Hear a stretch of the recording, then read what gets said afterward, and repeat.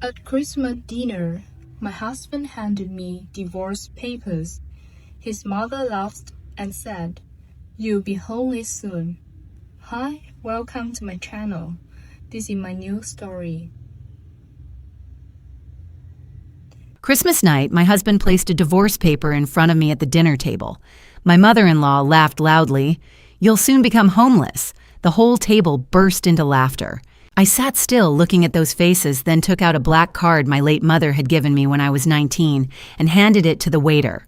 He looked at the name on the card and whispered something that made the smiles around the table instantly disappear. "Thank you for being here with me. Before we go on, tell me where you're watching from. I'd love to see how far this story reaches." And just a quick note, some details in this story are slightly fictionalized for storytelling and educational purposes, and any similarities to real people or places are purely coincidental. But the message behind it is meant to stay with you. There is a particular kind of silence that lives inside old things. It is not the silence of emptiness. It is the silence of everything that has already happened. The arguments, the laughter, the hands that gripped a chair back in grief. The children who scraped their initials into a table leg on a rainy afternoon when no one was watching. When I run my fingers across a piece of damaged furniture or hold a cracked canvas up to the light, I can feel that silence. I can read it like a language. My name is Rose Mercer. I am 36 years old and I have spent the last 12 years of my life restoring broken things in a studio on the east side of Boston. Antique oil paintings with water damage creeping in from the corners, gilded frames that have lost their shine, porcelain pieces that shattered in someone's grandmother's kitchen and were kept in a box for 40 years because no one could bear to throw them away. People bring me their damaged memories, and I bring those memories back. It is honest work. It is good work. It is work that requires patience, precision, and a deep belief that most broken things are worth saving. The Ashworth family did not see it that way. I met Donovan Ashworth, the man who would become my husband, at a gallery opening in the spring of 2013. He was tall, easy, in the way that people are easy when they have never had to fight for anything, and he laughed at something I said about a painting that most people walked past without stopping. We talked for 2 hours. He called me the next morning. For 2 years, it was just the two of us, dinners in small restaurants, weekends, driving up the coast.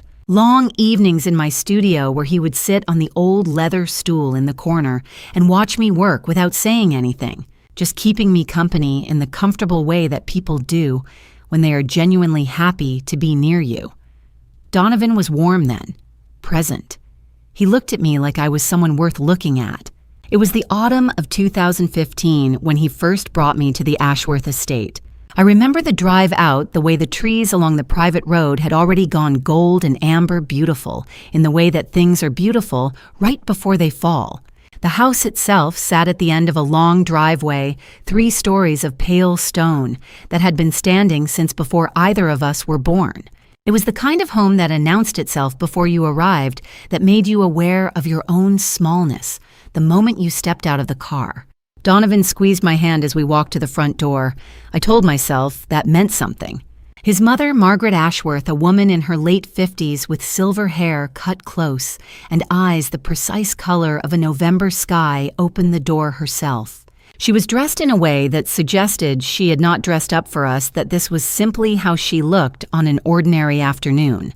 She kissed Donovan on both cheeks, then turned to me with a smile that arrived on her face, like a signature practiced deliberate, exactly where it needed to be. "Elena," she said, "we've heard so much about you." I would later understand that this was not a welcome. It was an assessment. The house was full of family that afternoon, Donovan's aunts and uncles, 2 cousins visiting from out of state, a family friend who had known Margaret for 30 years and treated the estate as a second home. They were all perfectly pleasant in the surface way of people who have decided how they feel about you before you open your mouth. I smiled. I shook hands. I answered the same questions about Boston and my work and how Donovan and I had met. Then Margaret gathered everyone in the sitting room and someone asked what I did for a living. I explained it, as I always do. The restoration process, the research involved the particular satisfaction of returning something to what it once was. I talked about a set of 18th century portraits I had recently completed and the family who had wept when they saw their great-great-grandparents' faces clearly again for the first time. Margaret listened with her head tilted slightly to the right. When I finished, she smiled at the room, not at me, and said in a voice as smooth as the silk on the chair behind her, "How charming. An artist." A small pause perfectly placed. Donovan always did have a soft spot for projects. The room laughed. Not loudly, just enough. The kind of laughter that signals agreement without requiring words. I looked at Donovan. He was looking at his drink. I felt something shift in my chest, a small, precise pain like a hairline fracture in something I hadn't known was fragile. But I kept my expression even. I told myself I had misread the tone. That project was a term of endearment I didn't yet understand, that this was simply the way the Ashworths spoke to each other, a shorthand I would learn in time. I was so certain I had simply misunderstood. Before we left that evening, I reached into my purse to check for my keys, and my fingers touched the edge of the card that had lived in my wallet for 8 years by then. A small matte black rectangle, heavier than it looked, with a single name pressed into its surface in raised silver letters. My mother had given it to me a long time ago before she passed with instructions I had never fully understood. I carried it with me everywhere. I didn't know what it was worth. I didn't know standing in the marble foyer of the Ashworth estate with the sound of polite laughter still fading behind me, that I would one day hand it to a waiter in the most expensive restaurant in the city and that it would change everything. I only knew that Margaret Ashworth had smiled at me like I was something small. And that I had smiled back. That was the first time she called me a project. It would not be the last. Before I tell you what happened at that Christmas dinner, before I get to the restaurant, the papers, the black card, and the moment that silenced a room full of 40 people, you need to understand what I had been carrying with me for 17 years. Not just in my wallet, in everything.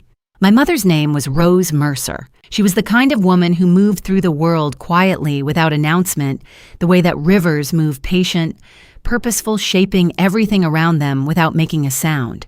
She had soft hands that were always slightly rough at the fingertips from the work she loved, and whenever she hugged me, she smelled like linseed oil and garden soil and something underneath that I can only describe as home. We lived in a small house on the outskirts of Boston, just the two of us, for as long as I can remember.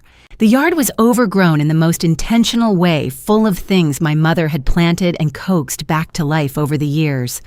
Tomatoes along the back fence, roses she never cut, an old apple tree in the corner that hadn't produced fruit in a decade, but that she refused to take down because, as she put it, just because something isn't giving right now doesn't mean it has nothing left to give. She restored furniture the way I now restore paintings, with patience, with attention, with a kind of reverence for what the object had already survived. On weekends, the garage became her workshop. She would spend hours on a single chair, stripping it back to bare wood, reading the grain, learning its history before she decided how to move forward. She taught me to do the same. She taught me that the most important step in any restoration is understanding what you are actually working with, not what it looks like on the surface, but what it is made of underneath. I thought she was teaching me about furniture. I understand now that she was teaching me about everything. What I did not know, what I had no reason to know, because my mother was deliberate about keeping these two worlds entirely separate, was that Rose Mercer was also something else entirely outside the walls of our small house and her garden and her quiet workshop. Under the business name Mercer Holdings, LLC, she had built something over the course of 3 decades that I would not discover until much, much later. She kept no paperwork at home. She took no calls during dinner. She drove the same used car for 11 years and bought her clothes at the same 3 stores and never once gave me any reason to look further than the woman standing in front of me. She was the most deliberately ordinary, extraordinary person I have ever known. In the spring of 2007, when I was 19 years old and had just finished my first year of college, my mother got sick. It happened quickly, the way these things sometimes do. One week, she was in the garden, and the next, she was in a doctor's office. And within a month, the word the doctors used had changed from concerning to serious, and the look on her face had changed from worried to something much quieter and much harder to read. She didn't talk about it much. That was her way. What she did do on an afternoon in late October, 3 days before she checked into the hospital for the last time, was ask me to sit with her at the kitchen table. She made tea, which she always did when she had something important to say, as if the ritual of it gave her time to find the right words. We sat across from each other in the thin autumn light, and she reached into the pocket of her cardigan and set something on the table between us. It was a card, matte black, about the size of an ordinary card, but heavier, noticeably heavier, the kind of weight that makes you look twice at something you might otherwise overlook. There was no bank logo on it, no account number, no expiration date, just a name pressed into the surface in raised silver letters. Rose Mercer. I picked it up and turned it over. The back was blank. "What is this?" I asked. She wrapped both hands around her mug and looked at me in the way she had of looking at me that made me feel like she was seeing something I couldn't see yet. "Keep it close," she said. "Don't use it unless you truly need it." She paused. "And when you do, they will know exactly who you are." I asked her what she meant. I asked her what the card was, for whose name to call, where it had come from. She smiled that particular smile of hers that was warm and certain and offered nothing further, and she said I would understand when the time was right. 3 weeks later, she was gone. I was 19 years old and I had no other family to speak of, and the grief of it was the kind that doesn't arrive all at once, but settles in over months and years, like weather, changing the shape of everything it touches. I packed up the house, I finished school, I built my studio and my work and my life piece by careful piece the way she had taught me. And I kept the card. I kept it in my wallet behind my driver's license where I would see it every time I reached for anything. I carried it through every city I visited, every gallery opening, every difficult morning and ordinary afternoon. I carried it into the Ashworth estate on that autumn day in 2015, though I didn't think of it then. I carried it through 7 years of a marriage that slowly became something I didn't recognize. I never used it. For 17 years, I told myself it was simply the last piece of her. I had a small, solid, inexplicable piece of my mother that I could carry in my pocket and feel against my fingers when I needed to remember that she had existed, that she had loved me, that she had sat across from me at a kitchen table and spoken to me like I was someone worth preparing for the future. She passed away 3 weeks after that afternoon. For 17 years, I carried that card and that question with me everywhere I went. I never once imagined what the answer would look like. That was 17 years ago. 7 years ago, I stood at the front of a room full of people I barely knew, in a dress the color someone else had chosen for me, and I married a man I believed would stand beside me the way my mother always had, steady, quietly, without condition. I was wrong about that, too. The wedding was in the spring of 2017 at the Ashworth estate. Of course it was at the Ashworth estate. I had suggested once early in the planning that we might consider a smaller venue somewhere more personal, more ours. Donovan had nodded and said he thought that sounded nice. 2 days later, Margaret called to let me know she had already reserved the main hall and put down a deposit, and that 200 invitations were being printed. And wasn't it wonderful that the family could all be together for something like this? I learned quickly that in the Ashworth family, asking for something and receiving a response were two entirely different things. Margaret organized everything, the flowers white and pale gold formal and a little cold. The menu, 4 courses chosen by a caterer, Margaret had used for 15 years. The seating arrangements, a puzzle of family hierarchies and business relationships that I was not consulted on and would not have known how to solve. At one point, someone asked me what color I envisioned for my wedding dress. I said I had always imagined something ivory, something soft. Margaret smiled and said that pure white would photograph better, and by the following week, the dress that arrived at the house was white. It was a beautiful dress. It was not mine. On the day itself, I stood in a guest room on the 2nd floor of the estate while a stylist Margaret had hired arranged my hair, and I thought about my mother. I thought about how she would have sat beside me on the edge of the bed and held my hand and said nothing, because she always knew when words were the wrong tool for the moment. I thought about Diana, my closest friend since college. The one person in that building who had known me before I became someone the Ashworths were willing to tolerate sitting somewhere downstairs among 200 strangers, probably nursing a glass of something and counting the minutes until she could reasonably check in on me. Diana had said once 6 months before the wedding that she just wanted me to be sure. I told her I was. I think I even believed it. The ceremony was elegant, brief. Donovan cried a little, which I held on to for a long time afterward as evidence. When it was my turn to speak, my voice was steady. When they announced us, and we walked back down the aisle together, I felt something that I told myself was happiness. And maybe it was just the particular happiness of a woman who has decided that this is enough, that this is what love looks like when it is grown up and practical and real. At the reception, Margaret gave a speech. It was a long speech, 12 minutes. I know because I counted, and it was polished and gracious and full of anecdotes about Donovan that drew warm laughter from a room full of people who adored her. She spoke about the family legacy, about what it meant to welcome someone new into the Ashworth name, about the future she envisioned for her son. She referred to me twice as the woman Donovan chose. Not Elena, not my daughter-in-law, not even my son's wife. The woman Donovan chose as though I were a piece of furniture he had selected from a catalog, pleasant enough, functional, replaceable if it didn't hold up. I smiled both times. I raised my glass with everyone else. I told myself she hadn't meant it the way it landed. Across the room, I noticed Diana watching me from her seat near the back, one of the few tables that had been filled with people I actually knew, tucked into a corner as though they were an afterthought. She caught my eye and gave me the kind of look that old friends give each other when they are both thinking the same thing but have agreed wordlessly, that tonight is not the night to say it out loud. Later in the evening, while Donovan was pulled into a conversation with his uncle near the bar, I stood near the window with a glass of wine and watched the room. Margaret was moving through her guests the way she always moved through spaces purposefully, with the confidence of someone who has never had to wonder whether she belonged somewhere. She stopped near the far side of the room to speak with a young woman I didn't recognize. Early 30s, perhaps polished in the careful way of someone who understood exactly what impression she was making.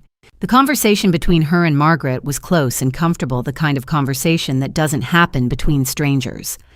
Margaret touched the young woman's arm twice. The young woman laughed at something and then glanced briefly across the room toward Donovan. I noticed.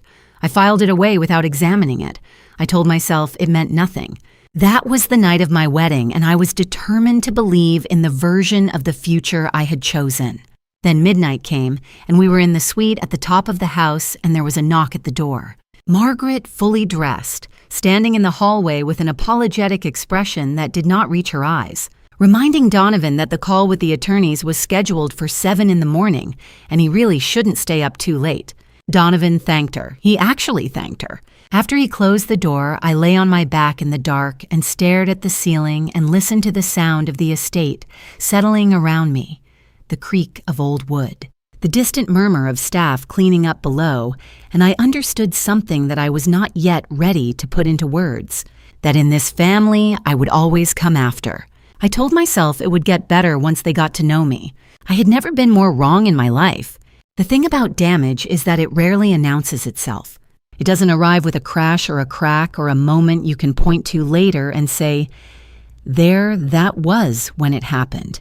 It arrives the way water gets into old wood, slowly, quietly, working its way into the grain until one day you press your hand against something you thought was solid, and it gives. That was how the first 3 years of my marriage felt. Not broken, just giving in places I hadn't known to check. The changes in Donovan were small enough at first that I questioned my own perception of them. He stopped reaching for my hand under the table at family dinners. I told myself he had never been particularly demonstrative in public, that this was simply who he was, that I was reading too much into the absence of a gesture. He stopped asking about my work the way he used to those long evening conversations, where he would sit on the stool in my studio and want to know everything, the texture of a particular paint, the history behind a piece, what it felt like to bring something back. The questions became shorter, then they became check-ins, then they stopped. I told myself he was busy. He was. His architecture firm had taken on several large commissions, and the hours were long, and I understood that. I understood it because I chose to. What I was slower to understand was Margaret. She had a particular method his mother did refined over what I came to suspect were many years of careful practice. She never said anything overtly cruel. That was not her style. Her style was the comment delivered with a concerned tilt of the head the question asked in a room full of people, so that the answer became a kind of public accounting. She began referring to me at family gatherings not by my name but as the artist, always with a slight pause before it, the way one might refer to an interesting but impractical hobby. At a dinner in the spring of 2018 in front of 11 of Donovan's relatives, she asked me how the little restoration business was holding up in such an uncertain market for that kind of thing.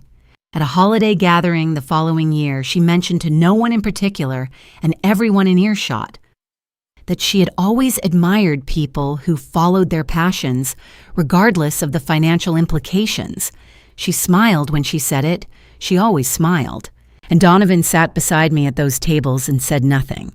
I worked harder.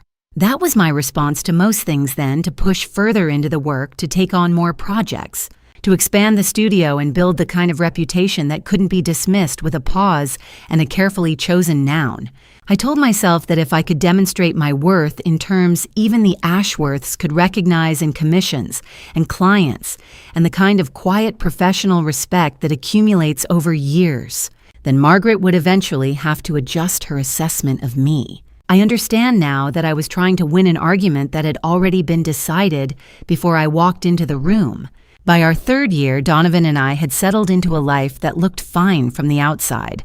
We had a good apartment in a nice part of the city. We went to dinner with his colleagues on Friday nights and drove up the coast on long weekends and attended every Ashworth family event on the calendar without fail.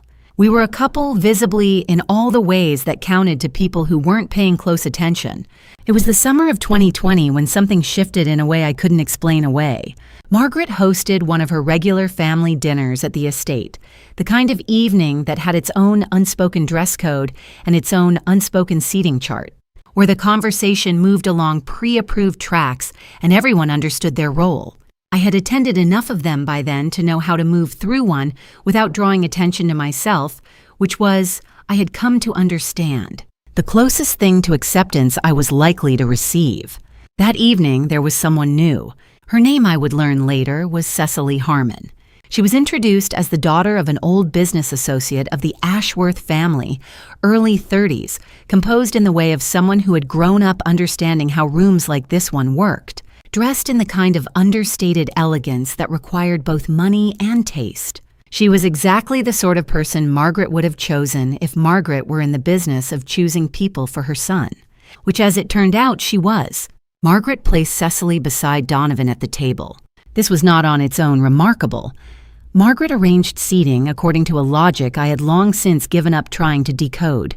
But I noticed over the course of that dinner that Donovan was different in a way I felt before I consciously registered it. More animated, more present, leaning forward in his chair rather than back. He laughed 3 times during the appetizer course at things Cecily said real laughter, unguarded, the kind that comes from somewhere genuine rather than somewhere polite. It was the laugh I remembered from our first 2 years together. I sat across the table and watched my husband smile at a woman he had met 40 minutes ago, and something in my chest went very still. I did not say anything that night. I told myself I was being unreasonable.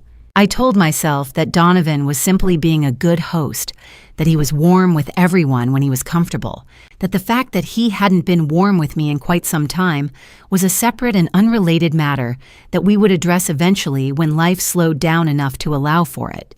But I had spent 12 years training my eyes to see the truth beneath damaged surfaces, and I had seen the way he smiled at her across that table. It was the smile he used to save only for me. And just like that, I understood that some things once lost don't come back. I have restored paintings that were damaged by flood, by fire, by decades of neglect in damp attics and unheated storage rooms. I have worked on pieces where the destruction was so complete that other conservators had declared them unsalvageable. What I have learned in all those years of working with damaged things is that the most dangerous harm is never the kind you can see right away. It is the kind that has already been working on the inside before you ever notice the surface has changed. The year 2021 began the way most years had begun since the wedding, with work with the quiet discipline of the studio, with the particular satisfaction of problems I knew how to solve. I had built something real by then, a reputation that had taken a decade of careful, consistent work to establish. Clients who came to me specifically, who trusted me with things that mattered to them, who referred me to others because they believed in what I did. In February of that year, I was offered the largest commission of my career up to that point. A private gallery in the Back Bay was assembling a major collection of 19th century American landscapes, and they wanted me to lead the restoration of the entire set. 14 pieces, $200,000, 6 months of work that would have changed the trajectory of everything. I signed the preliminary agreement on a Thursday. The following Tuesday, the gallery director called to tell me the commission had been withdrawn. He was uncomfortable delivering the news, which I noticed, and apologetic in the way of someone who has been placed in an awkward position by someone else's decision. He said only that the gallery had received some concerning information regarding my professional conduct, and that under the circumstances, they felt it necessary to go in a different direction. He wished me well. He ended the call before I could ask him anything specific. I sat in my studio for a long time after that, very still in the particular way that I go still when something has happened that I do not yet understand, but know instinctively is serious. Then I started making calls. It took me 3 days and 4 conversations with people I trusted in the Boston art and conservation community to piece together what had happened. A colleague who worked closely with the gallery's acquisition team told me carefully that the week before my contract was pulled, someone had reached out to the gallery's director, a woman. She had described herself as a long-time figure in the Boston arts world, someone with connections, someone whose opinion the director would have reason to take seriously. She had expressed concern about my professional ethics. She had been vague enough to be impossible to disprove and specific enough to do real damage. My colleague did not know the woman's name, but she described the voice measured polished with the particular cadence of someone who had spent a lifetime speaking in rooms where people listened, and I knew, without a single moment of doubt, exactly whose voice it was. I drove home that evening with my hands steady on the wheel and something cold and clear settling in my chest. Donovan was in the kitchen when I got back, his jacket still on a glass of water in his hand. I set my bag down on the table. I told him what I had found out, all of it in order without editorializing the way I might have laid out the evidence of damage on a piece before beginning a restoration. The timeline, the phone call, the description of the voice, the contract that no longer existed. He listened. I gave him that he did listen all the way through without interrupting. And then he set his glass down on the counter and he looked at me and he said, "My mother wouldn't do something like that, Elena. Maybe the problem is how people perceive your work." 8 words. Maybe the problem is how people perceive your work. I had been prepared for denial. I had even been prepared for defensiveness. What I had not been prepared for was how quickly he arrived there. No hesitation, no consideration, no moment of genuine weighing. He had not asked for more information. He had not expressed any doubt. He had simply chosen in the span of a breath which version of reality he preferred, and it was not mine. It was the first time Donovan had stood against me openly. Not the sideways silence of not defending me at a dinner table, not the absence of a hand reaching for mine, but a direct, unambiguous choice made to my face in our kitchen, where no one else could hear it. I did not argue. I understood in that moment that argument required a shared belief that the truth was worth finding. And I could see, looking at him across that kitchen, that he had already found the truth he intended to keep. I picked up my bag. I said I was going to the studio. He nodded and turned back to his water. The drive took 12 minutes. I unlocked the studio door and stepped inside and did not turn on the overhead lights, just the small lamp on the work table, the one I used for detail work, which threw a narrow pool of gold across the surface and left everything else in shadow. I sat down in my chair. I did not pick up a brush. I did not look at any of the pieces waiting for me on the shelves. I reached into my bag the way I had done 1,000 times, and my hand found my wallet, and inside my wallet, behind my license, was the card my mother had given me in a kitchen, not entirely unlike this one 17 years before. I took it out and held it in both hands. It was the same weight it had always been. Cool, solid, certain in the way that very few things are certain. I turned it over once and read her name in the low light and thought about what she had said, that when the time came, they would know exactly who I was. I didn't use it that night. I wasn't ready, and something told me the time had not yet come. But I held it for a long time. That night, I sat alone in my studio with my mother's black card in my hand. Not to use it, just to feel less alone in a house that had stopped feeling like home. There's a difference between not seeing and choosing not to look. For the first 3 years of my marriage, I told myself I was doing the former. After what happened with the gallery contract, I knew the truth I had been doing the latter. So in the early weeks of 2022, I started paying attention. Not in a dramatic way. I didn't go through drawers or follow anyone down hallways. I simply stopped averting my eyes. I watched the way Donovan moved through a room when he thought I wasn't noticing. The slight tightening of his jaw whenever his phone lit up. The way he'd shift the screen face down on the kitchen counter before I could cross the distance between us. Small things. The kind of things a person only notices when they've finally decided to stop explaining them away. The first concrete moment came on a Tuesday in late February. Donovan left his phone on the bathroom counter while he showered something he never did. I wasn't snooping. I was brushing my teeth. The screen lit up with a message preview, just enough text to read before it disappeared. We need to talk about the timeline. M knows. I didn't touch the phone. I set down my toothbrush. I finished getting ready for work. But those 6 words sat in the back of my mind like a splinter working its way deeper with every hour. M knows. Margaret knows. Knows what exactly? I filed the question away and kept watching. The second moment came 6 weeks later at a charity auction hosted by the Ashworth family's Civic Foundation, the kind of event Margaret organized annually, an evening of candlelight and curated generosity where everyone wore their best manners and most expensive shoes. I arrived with Donovan. We were barely through the door before he was absorbed into a cluster of his father's old business associates, and I found myself navigating the room alone, which after 6 years had stopped bothering me in the way it once did. I had learned to carry my own company. It was near the silent auction tables that I saw them. Margaret and Cecily Harmon stood close together beside a painting of the Maine coastline, close in the way that suggests a conversation that has been going on for years, not minutes. Cecily, whom I'd first met at a 2020 family dinner, when Margaret introduced her as the daughter of an old business partner, was dressed in burgundy, her dark hair swept back, speaking in a low voice with her eyes fixed on Margaret's face. Margaret was nodding slowly the way she nodded when she was confirming something she already knew. I kept moving. I picked up a glass from a passing tray. I positioned myself 2 tables away and watched them from the corner of my eye.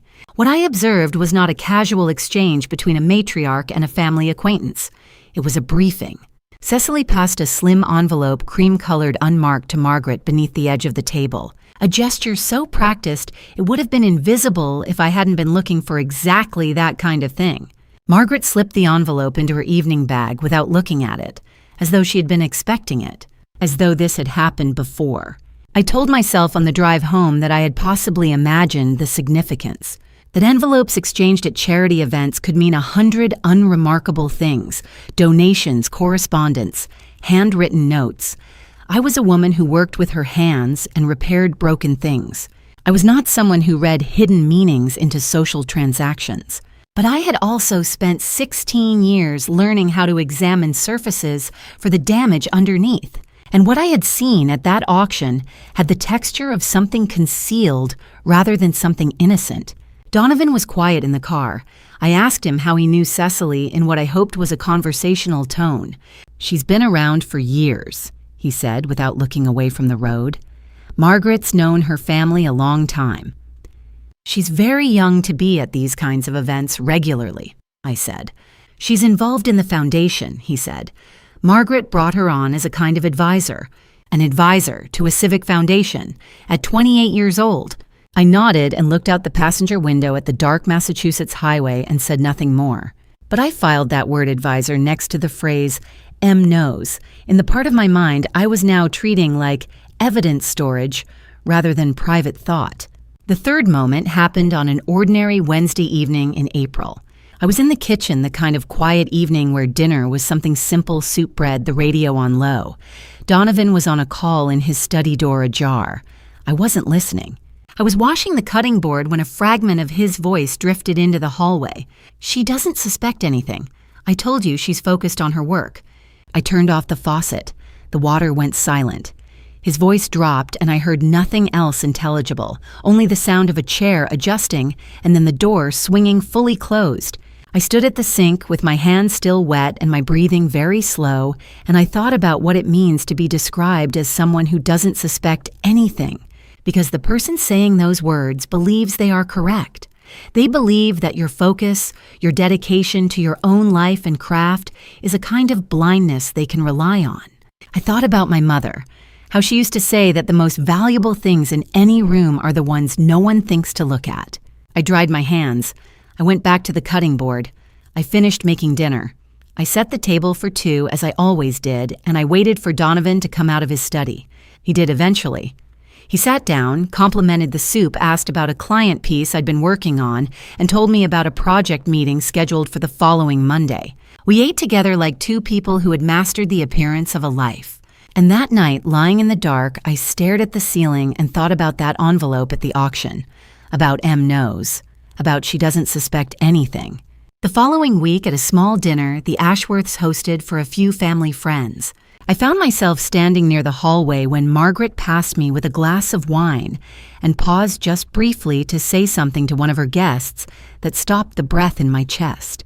"Everything is almost in place," she murmured with the calm certainty of a woman who had been planning something for a very long time. "We just need a little more patience." She didn't look at me when she said it. She didn't need to. I stood very still in that hallway and felt something cold settle in the center of my chest. Not fear, not yet. Something quieter than fear and in many ways more serious. The realization that the people around me were not simply indifferent. They were prepared. And I was the last one to know what for. If you're still here, comment "still watching" so I know you're with me. If it were you, after hearing that and realizing something is being hidden behind your back, would you stay silent and keep watching? Or start uncovering everything right now? And just a quick note. Parts of the following story are slightly fictionalized for storytelling and reflection purposes. Any similarities are purely coincidental, but the message behind it is meant to stay with you. There are things you agree to because a small part of you still wants to be wrong.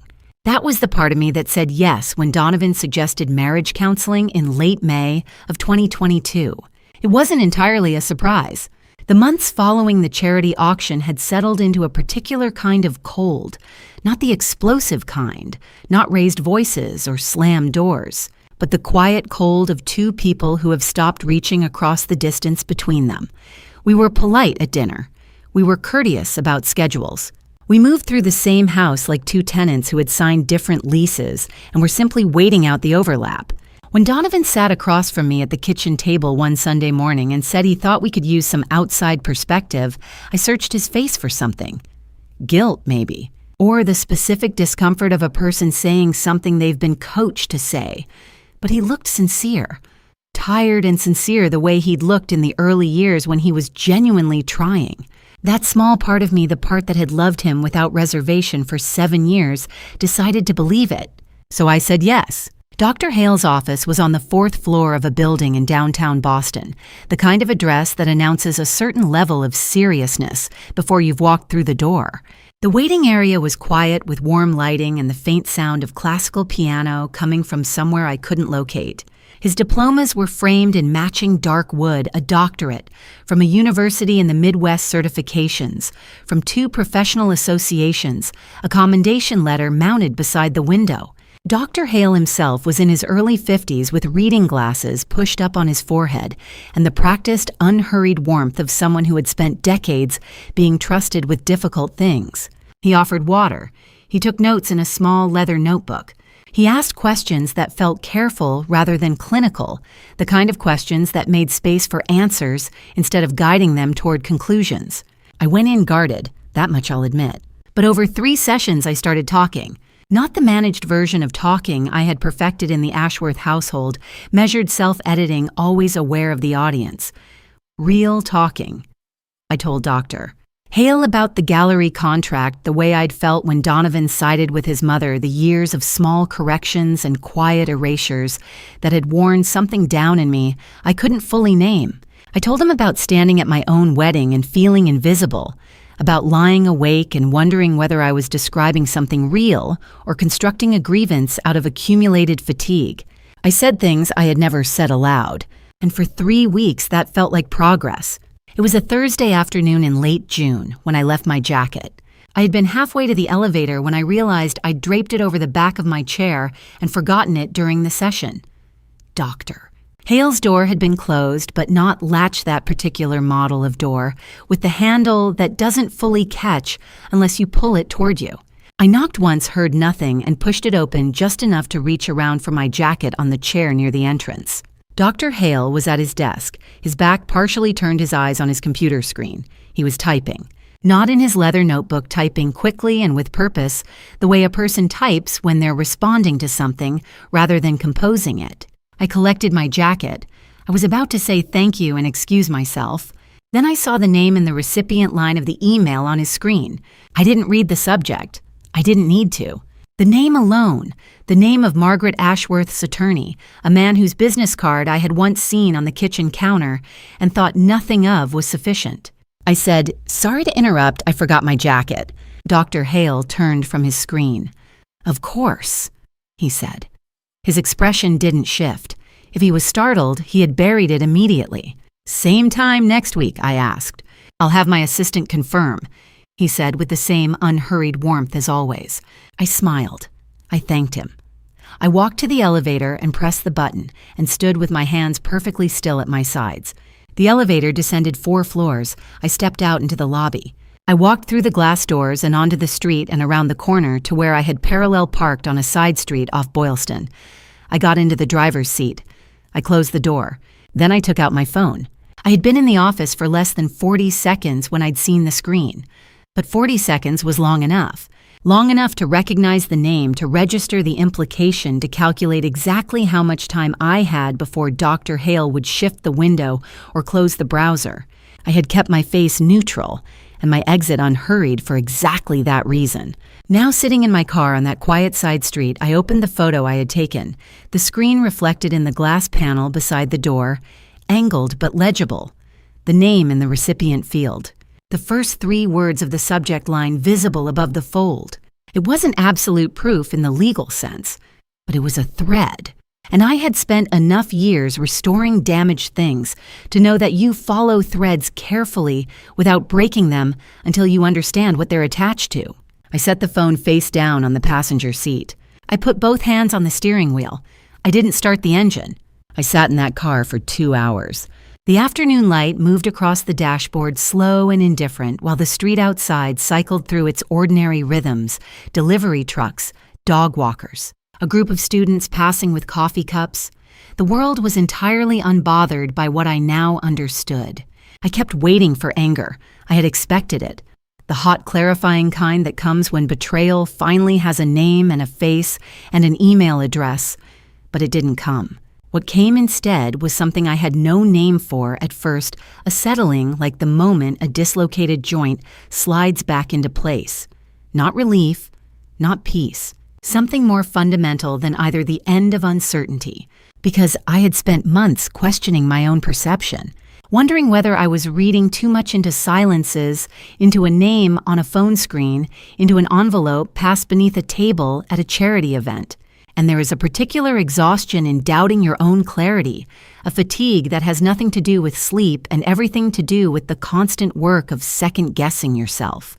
That exhaustion was gone now. I sat in my car on a side street in Boston and felt it lift completely and without ceremony like fog, burning off the harbor on a clear morning. And what it left behind was not anger.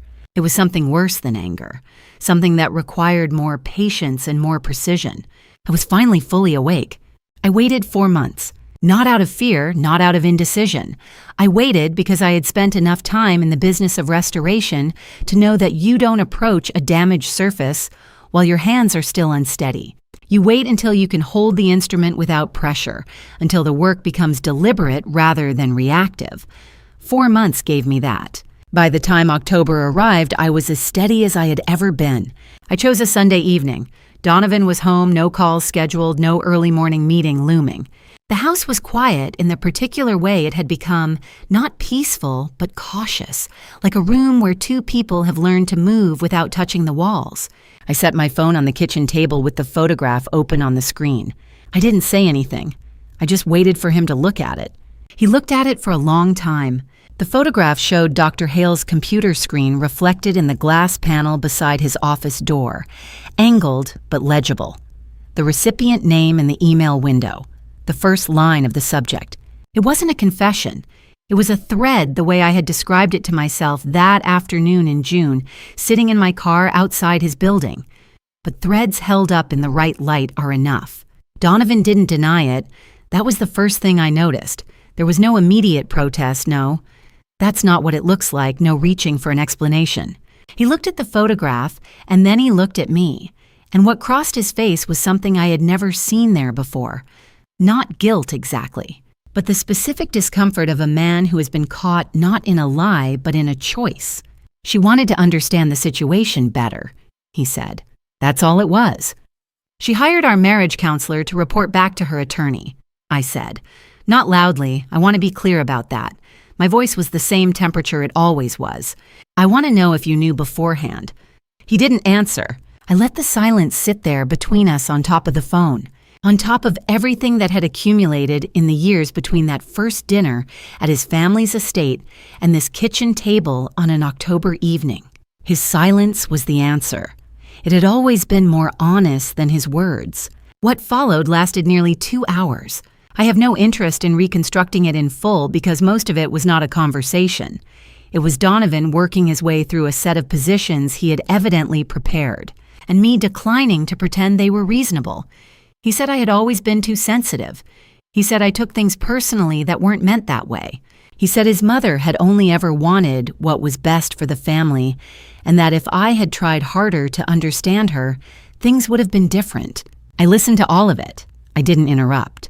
I had promised myself I wouldn't not because I was afraid of my own response, but because I wanted to hear exactly how he would choose to frame 7 years.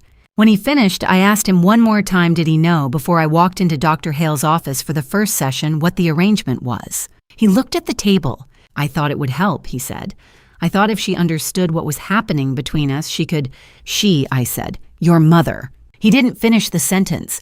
The last thing Donovan said to me that night, the very last thing before he pushed back his chair and walked out of the kitchen, was this. My mother was right about you from the beginning. You never belonged here, Elena. And somewhere inside, you always knew that. He said it quietly. That is what I remember most about it. Not rage, not cruelty in the theatrical sense, just a quiet statement delivered the way a person delivers a thing they have believed for a long time and are finally tired of not saying. He walked out. I didn't follow. I stood in the kitchen in the specific silence that a person leaves behind them, the kind that has shape and weight. And I thought about what it means to be told you don't belong somewhere after 7 years of trying to make it your home. And the thing I felt, the thing I want to be precise about, was not devastation. It was recognition. The recognition of someone who has finally been told the truth after years of careful misdirection. It hurt in a clean way, the way a thing hurts when it has been hurting for a long time and has finally been given the right name. For the first time since losing my mother, I felt entirely without shelter. Not homeless, not broken, just uncovered. Standing in the open air of something I could no longer pretend wasn't real. After that night, we lived like two people who had signed a quiet agreement. Through the rest of 2022 and all of 2023, Donovan and I shared the same address the way certain objects share a shelf, proximate, undisturbing, entirely unconnected. We were polite about the schedule. We passed each other in hallways with the particular consideration of people who have decided that civility is easier than truth. We ate dinner separately more often than not. We attended 2 family events that year, Thanksgiving and a cousin's engagement party, and I performed the version of myself that those rooms expected. And then I came home and sat in my studio and worked on whatever piece was on the table. I restored a mid-century sideboard in November, a set of oil paintings, landscapes, American, unsigned in the spring, a Victorian writing desk in the summer that had water damage along the left panel, and a broken hinge that someone had tried to repair badly with the wrong adhesive. I fixed it properly. I always did. The work kept me honest.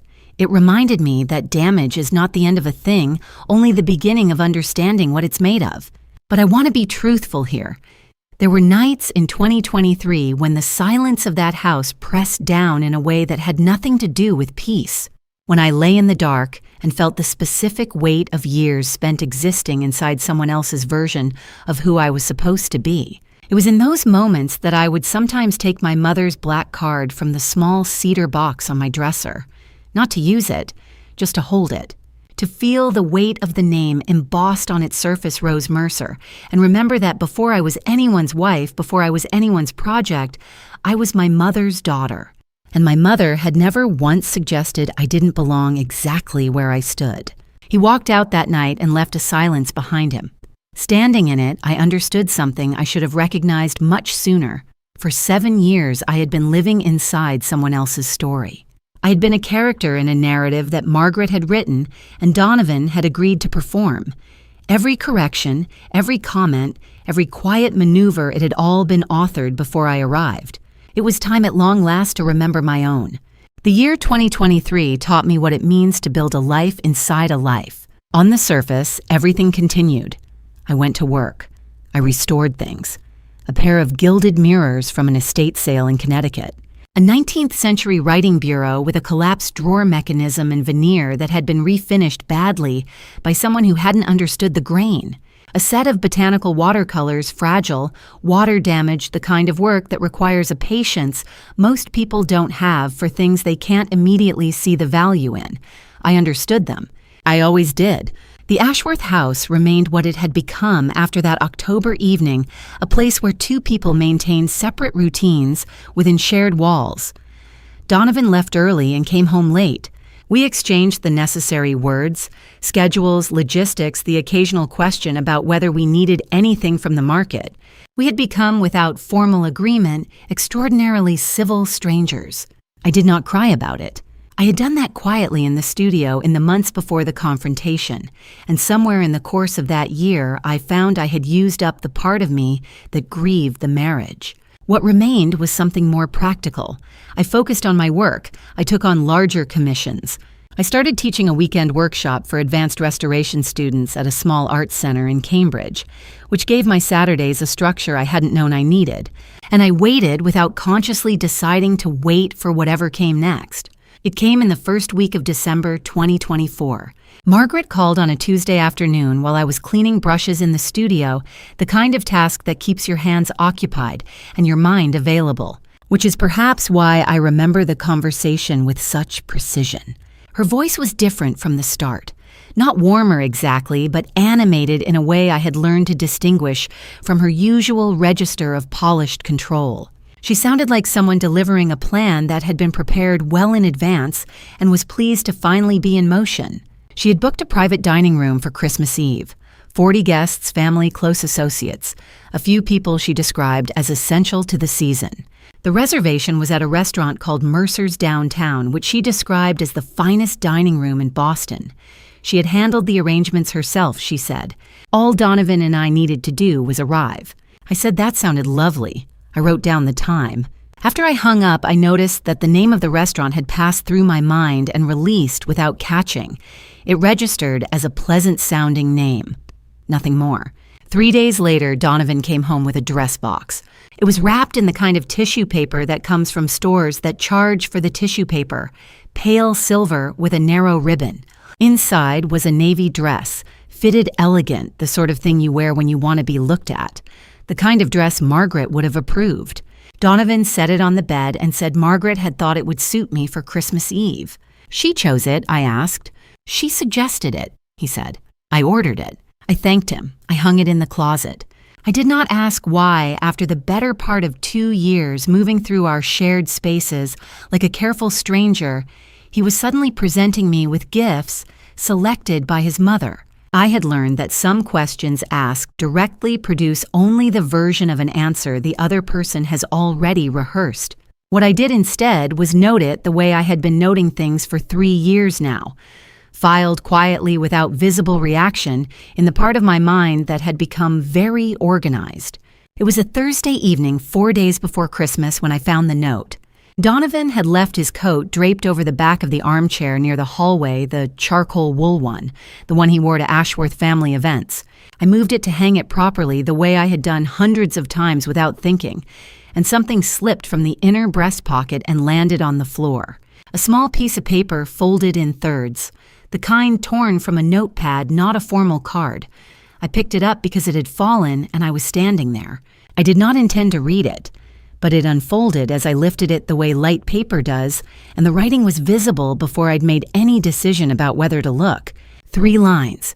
Ink blue, a looping cursive that angled slightly to the right, the handwriting of someone who wrote quickly and with confidence, the kind of handwriting that belongs to a person who is accustomed to their words being welcomed.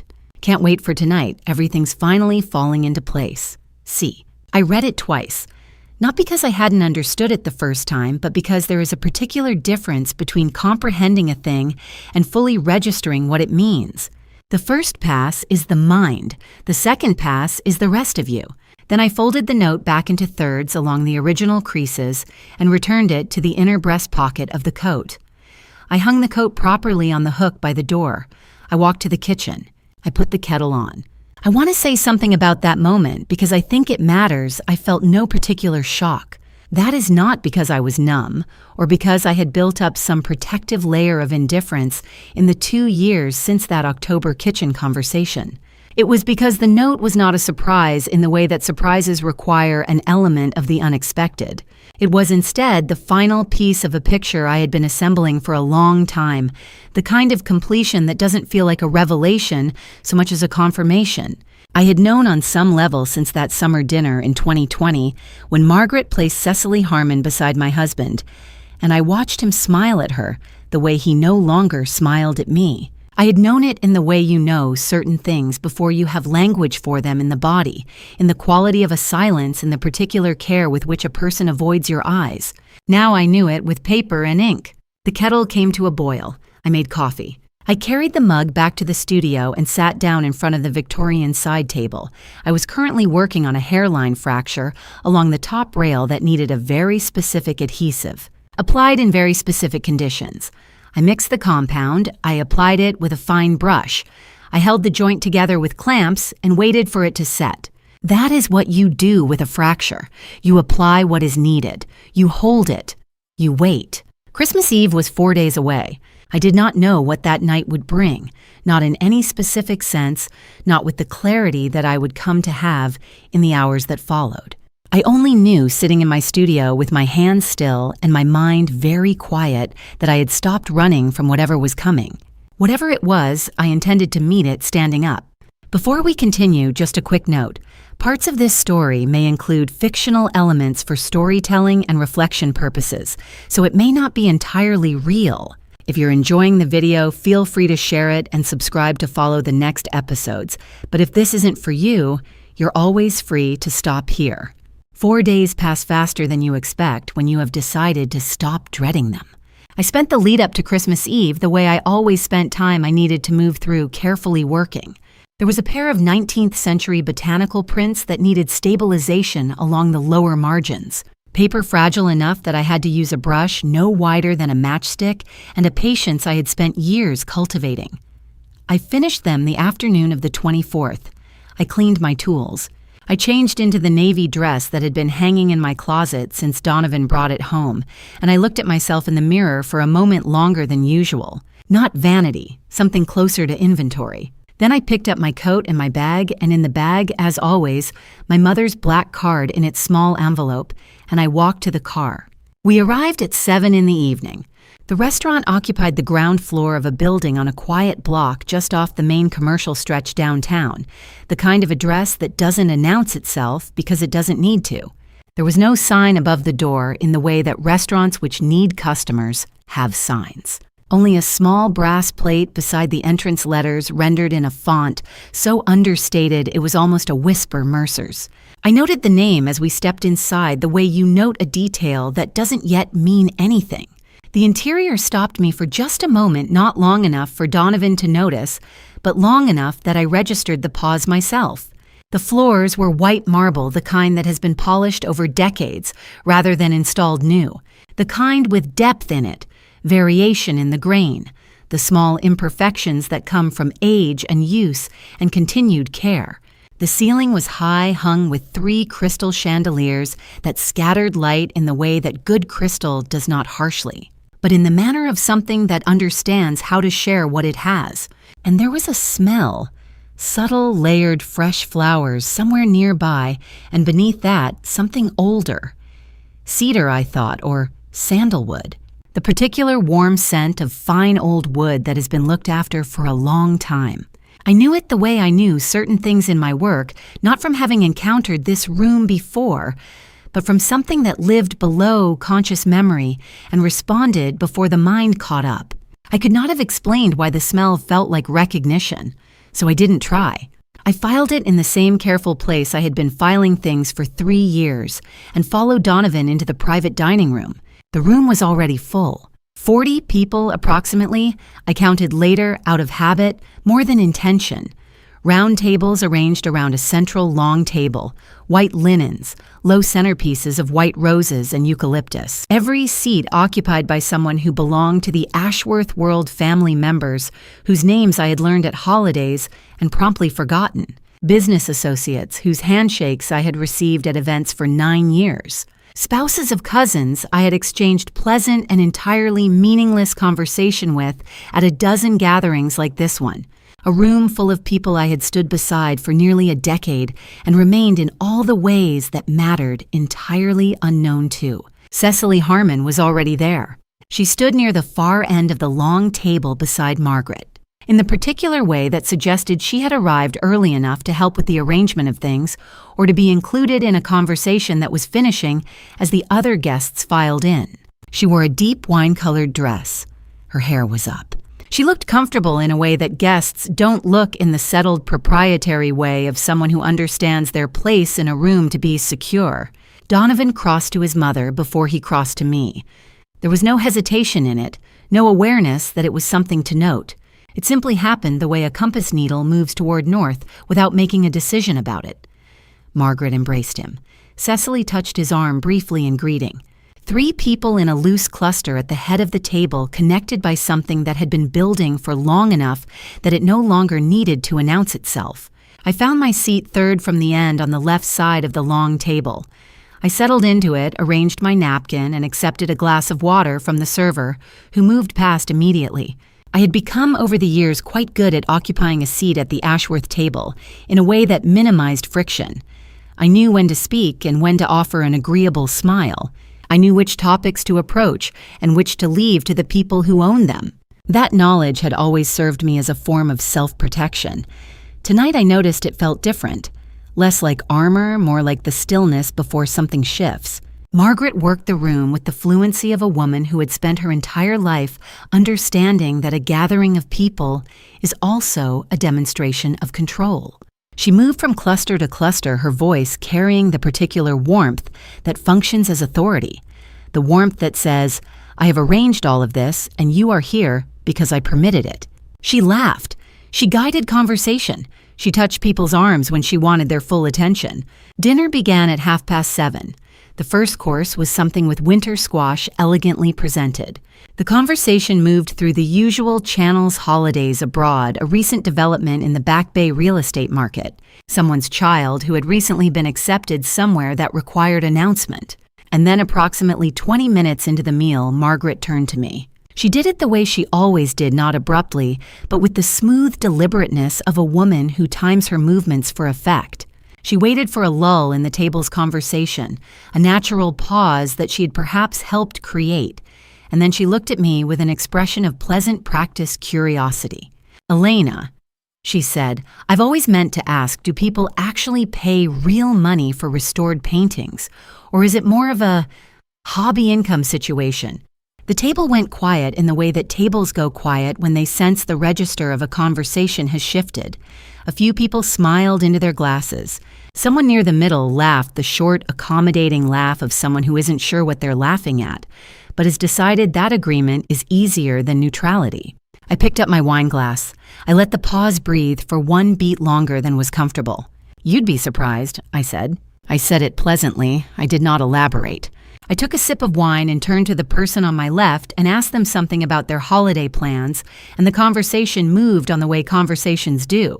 But the words sat there at the table unresolved, the way certain things do when they are truer than the person who said them knows. I sat at that table surrounded by 40 people who had never once looked at me and seen anything worth looking at. And I thought for the first time with complete certainty that before this evening was over, that was going to change. The dinner moved through its courses the way formal dinners do, measured unhurried each plate, arriving and departing with the smooth efficiency of a room that understood its purpose. Conversation flowed around me in the particular way it always had at Ashworth gatherings, confidently, and mostly without requiring my participation. I ate. I listened. I kept my expression pleasant in the way I had learned to keep it pleasant at these tables over years of practice that had become by now entirely effortless. The navy dress fit well. The wine was good. 40 people moved through the warm light of that dining room without any apparent awareness that anything was about to change. I was the only one in the room who knew that something was. And even I didn't know the shape of it yet, only that the evening had been constructed carefully and in advance around a moment that hadn't arrived. At 8 o'clock it arrived. Donovan stood. He picked up his knife and tapped it twice against his wine glass, a light, deliberate sound that moved through the conversation like a signal. The room quieted with the immediate practiced obedience of people who understand that when the host's son calls for attention, attention is what you give. He had a piece of paper in his left hand. I noticed that first, not the expression on his face, which was composed and forward-looking in the way of someone who has rehearsed a thing until it no longer feels like performing. The paper. Folded, once held loosely, the posture of a man who has committed the words to memory and carries the page only as a formality. He spoke about new beginnings. He used that phrase, new beginnings, twice in what I estimated to be a 90-second address. He spoke about the courage required to make difficult decisions, about the importance of being honest with oneself and with the people around you, even when honesty required sacrifice. He spoke about the future and moving toward it, and the particular freedom that comes from clarity. His voice did not waver, not once. I had spent 9 years with this man. I knew the difference between Donovan speaking unrehearsed and Donovan delivering something he had prepared. This was the latter word-perfect affect, calibrated the cadence of someone who had said these sentences enough times privately that the public performance of them had become smooth. When he finished, he reached into his jacket pocket and removed a white envelope. He set it on the table in front of me. I looked at it for a moment before I picked it up. The envelope was standard weight, unsealed, my name written across the front in handwriting I didn't recognize, formal, impersonal, the handwriting of an office rather than a person. I opened it. Inside was a folded document, multiple pages, the top sheet bearing the letterhead of a law firm, whose name I had seen once before on a business card on a kitchen counter 3 years ago. I unfolded it. A petition for dissolution of marriage, filed 2 weeks prior, notarized, signed, dated December 10th. Donovan's signature on the designated line, clean and deliberate, the signature of a man who had made this decision on a specific Tuesday morning, 2 weeks before Christmas, and had carried it, sealed in an envelope, to this dinner. My hands did not shake. I want to be precise about that because it matters. I had expected in some abstract way that if this moment ever came, it would unmoor me, that the physical reality of seeing it in paper and ink would produce some response in the body that the mind couldn't contain. But what I felt instead was a strange descending calm, the kind that comes not from the absence of feeling, but from the presence of recognition. I had known, not the specifics, not the envelope, not the date, but the direction of things. I had known for long enough that the confirmation of it landed not as a blow, but as the last note of a chord that had been resolving for years. I folded the document. I set it on the table beside my wine glass. I looked up. Margaret was already standing. She'd been waiting for this. I understood that immediately. The way she rose from her chair had the quality of a woman who had been watching for a specific cue and had seen it. She lifted her glass. The table's attention shifted to her with the same practiced reflex it had shifted to Donovan, and she let the moment settle for one deliberate beat before she spoke. "To new beginnings," she said. Her voice was warm, celebratory, even the warmth of a woman who has just watched something she worked very hard to arrange arrive exactly on schedule. She looked at me then directly with the expression I had seen on her face at moments like this before, pleasant on the surface, precise underneath. "And Elena, you have until the 1st of February to collect your belongings. After that, the locks will be changed." She said it the way you say a thing that has already been decided and requires only announcement. Not cruelty for its own sake, something colder than that. The specific indifference of a person for whom another person's circumstances have become a logistical matter. The first sound in the silence that followed was a pair of hands. Cecily Harmon began to applaud. It started there at the far end of the long table, where she sat in her wine-colored dress with her hair pinned up and her expression carrying the relieved brightness of someone who has been waiting a long time for a particular outcome. Her hands came together in that particular way that carries intention rather than reflex, deliberate, rhythmic, the beginning of something. And then the table joined her. Not everyone immediately. It moved like a wave. The way approval moves in rooms where approval is expected, a few hands near Margaret first, then spreading outward through the 40 people seated at those white linen tables until the sound of it filled the private dining room completely. 40 pairs of hands applauding. I sat very still. I did not look at Donovan. I did not look at Margaret or at Cecily or at any of the faces I had spent 9 years learning to navigate. I looked at the hands. That is what I remember most, and most precisely not faces, not words, but the hands. Moving in that enclosed space in the particular rhythm of people who believe the outcome of something is settled. And somewhere in the middle of that sound, I thought about my mother. I thought about a Tuesday evening in 2007 in a small house on the edge of a Boston suburb, where a woman with paint-stained hands and soil under her fingernails sat across from her 19-year-old daughter and placed a matte black card on the table between them. I thought about what she said. I thought about the weight of it, not the card itself, but the certainty in her voice when she told me they would know exactly who I was. I had carried that card for 17 years without understanding it. I reached for my bag. The applause faded. The way applause always does not all at once, but in stages, people releasing it when they sense the moment has passed its peak. Conversation resumed. Glasses were refilled.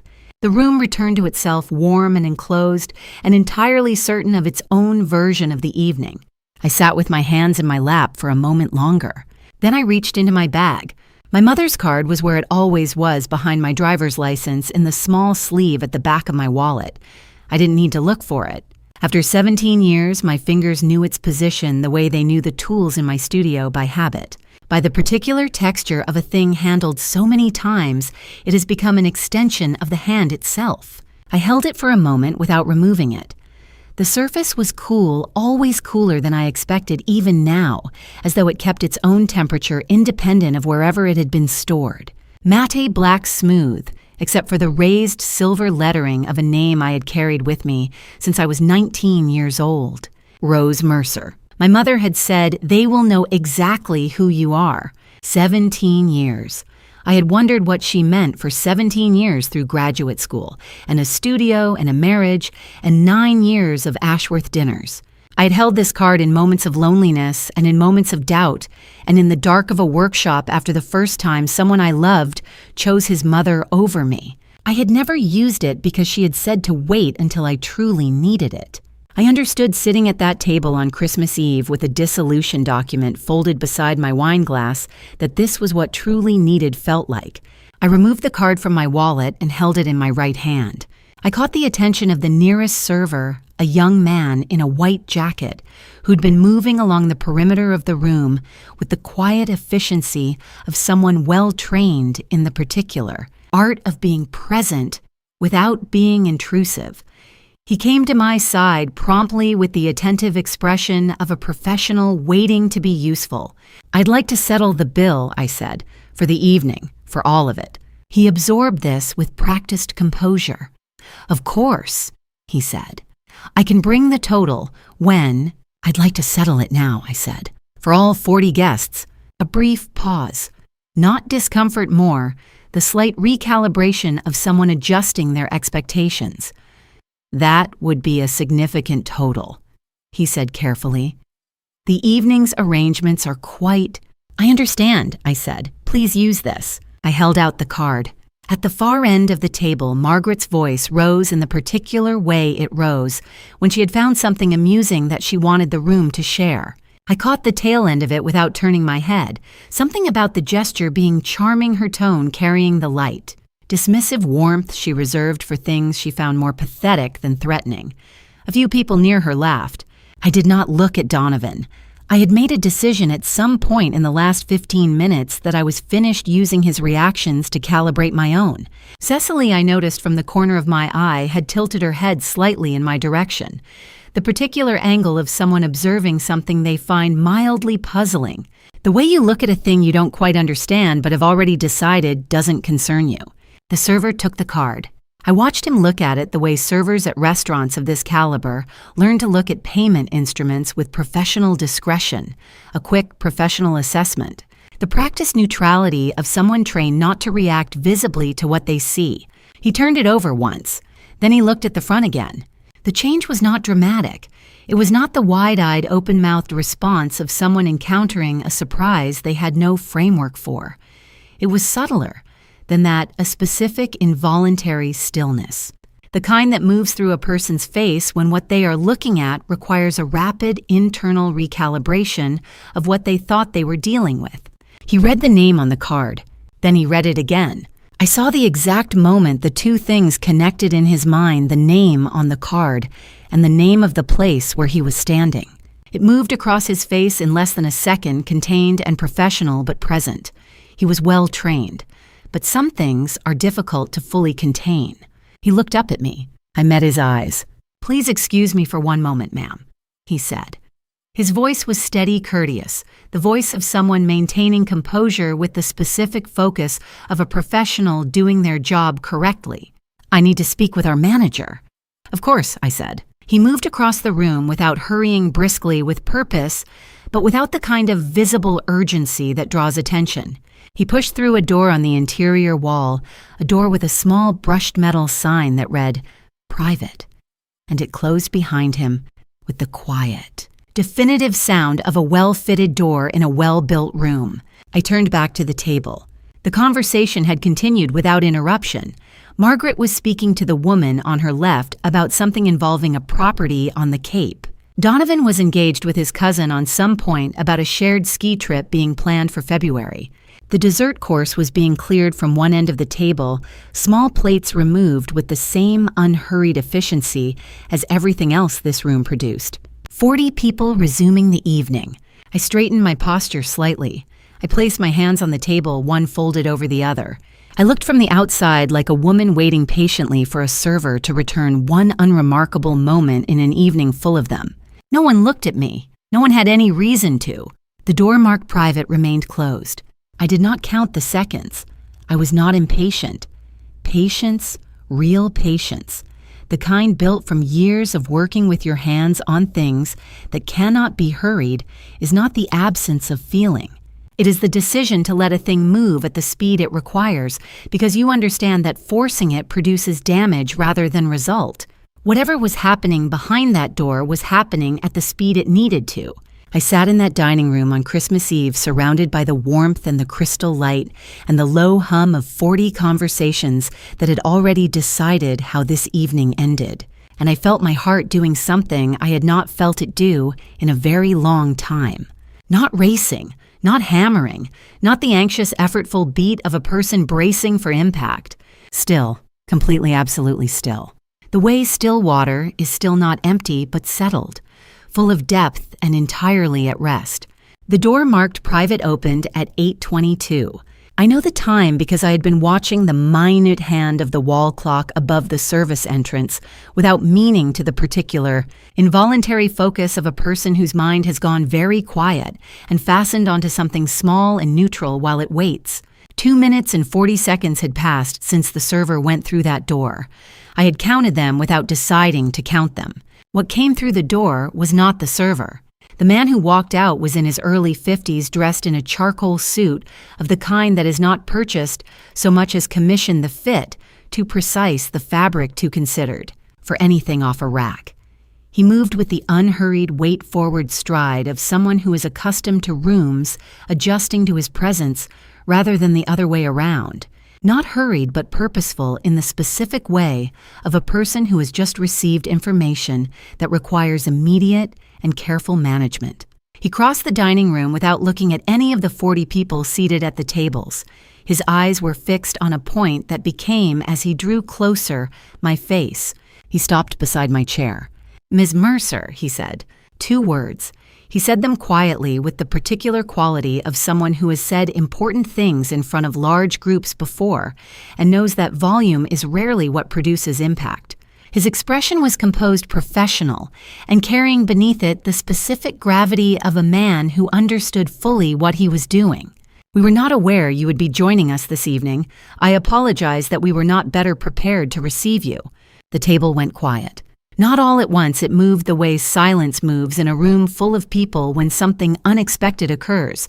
A few conversations stopping, first the ones nearest to us, then spreading outward as people noticed the noticing of others until the entire private dining room had arrived at the same stillness. 40 people looking. "I'm sorry," Margaret said from her end of the table. Her voice had the controlled precision of a woman reasserting authority over a situation she had not yet fully assessed. "And you are—" The man turned toward her with the courteous, measured attention of someone accustomed to being asked that question and entirely unbothered by it. "My name is Aldridge," he said. "I am the chief executive of this property." He returned his attention to me. "Ms. Mercer, I've just spoken by telephone with Mr. Franklin Webb of Webb & Associates. He has confirmed your identity and authorized the activation of the primary account. On behalf of everyone here, welcome." The word welcome landed in the silence of that room with a weight entirely disproportionate to its size. "I don't understand," Donovan said. He was looking at me for the first time since he had set the white envelope in front of me an hour ago. His expression had moved through several configurations in the last 30 seconds and had arrived at something that resembled the face of a man who has just discovered that the ground beneath a structure he believed to be solid is rather different than he'd understood. Mr. Aldridge addressed the table with the unhurried calm of a man providing a factual briefing. In 1994, Rose Mercer established Mercer Botanical Estate, a privately held hospitality group, currently comprising 28 luxury resort properties and 15 fine dining establishments across the United States. He paused for precisely the right amount of time. This restaurant is the group's flagship location. It has operated under that distinction since its founding. Another pause. Ms. Elena Mercer is the sole designated heir to the entirety of the estate. The current assessed value of the group's holdings is in excess of $380 million. He said the number, the way accountants say, numbers without drama, as a fact requiring neither emphasis nor apology. It was more devastating for that. Rose Mercer left specific legal instructions. He continued. The inheritance was structured to activate only upon presentation of the identity card, not before under any circumstances. Mr. Webb's office has maintained those instructions for 17 years. He did not look at anyone else while he said this. He looked at me. "Everything is in order," he said simply. "The account is active." I had been watching Margaret. I want to be specific about what I saw because it matters more than anything else in that room at that moment. What crossed her face was not the expression of a woman encountering something entirely new. It was not bewilderment. It was not the open-mouthed incomprehension of someone hearing the name Mercer Botanical Estate for the first time. It was recognition, the specific involuntary recognition of someone who has heard a name before, who knows what it means, who has known what it means confronting the aspect of it they did not know. She knew about the estate. That much was written clearly across her face in the 2 seconds before she recovered her composure. What she had not known, what was now visibly dismantling something behind her eyes, was that the card existed, that Rose had given it to Elena, that this particular piece had been in play for 17 years without her awareness. She had planned an evening around a restaurant she had chosen deliberately for reasons of her own, and the restaurant had recognized the woman she had just publicly dismissed as a charity case. The black card in my hand had a name on it. The name was on the wall at the entrance of the building she was sitting in. Margaret looked at the card. Then she looked at me. Her mouth opened slightly. No sound came. There was one more thing Mr. Aldridge said before he stepped back to allow what he had set in motion to continue. I should also note, he said with the same professional evenness as everything preceding it, that the commercial building currently occupied by Ashworth Corporation on Stanhope Street is among the properties held in the Mercer Estate portfolio. The current lease arrangement will of course be subject to review under the new ownership structure. I heard Margaret make a sound. It was small, involuntary, the kind of sound a person makes when something they didn't see coming makes contact. It was the first uncontrolled thing I had heard from her in 7 years. Donovan said nothing. He was very still. Cecily, I noticed, had set down her wine glass. I looked at Margaret Ashworth across the length of that table, the woman who had called me a project at our first meeting, who had replaced my dress with one of her choosing, who had engineered the loss of a contract arranged for my own counselor to report to her attorney, and delivered a public ultimatum about the locks on a house I was supposed to call home. All of it performed with the serene confidence of someone who understood completely that she was dealing with a person who had nothing. She was looking at the card in my hand. For the first time in 7 years, she had nothing to say. And for the first time in 7 years, I did.